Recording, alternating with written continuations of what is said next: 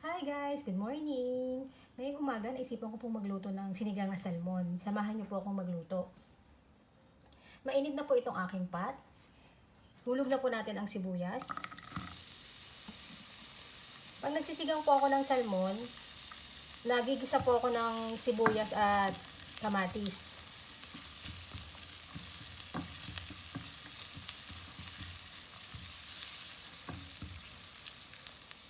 Lagay na po natin ang kamatis.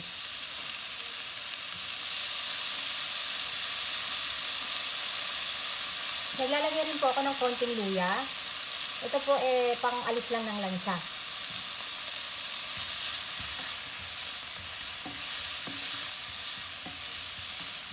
Ito pong sinigang ko sa sampalok, walang masyadong gulay.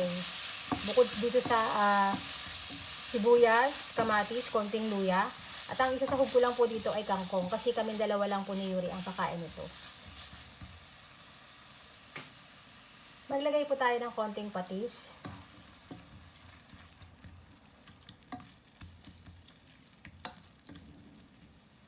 At lalagyan ko na po ng tubig.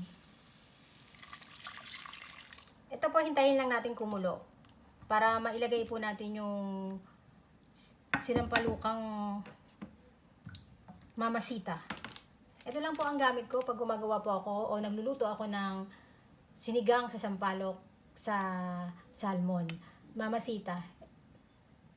Ito po kasi available dito sa UAE. Kumukulo na po. Lagyan po natin ng paasim. Ito po ay nasa inyo kung gaano kaasim ang gusto nyo.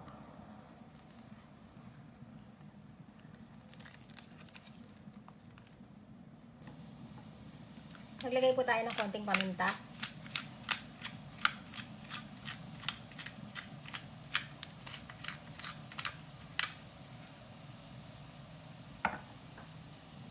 Ngayon po, ilagay na po natin ng salmon. Ito po ay madali lang lutuin. Pakalagay ko po ng kangkong.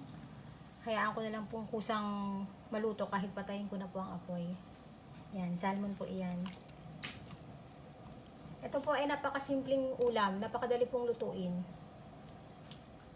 I-adjust ko pa po ang lasa nito kasi baka po tumabang dahil nilagay ko na po yung isda. Hayaan po muna natin kumulo. Ngayon po, ilagay na po natin ang kangkong.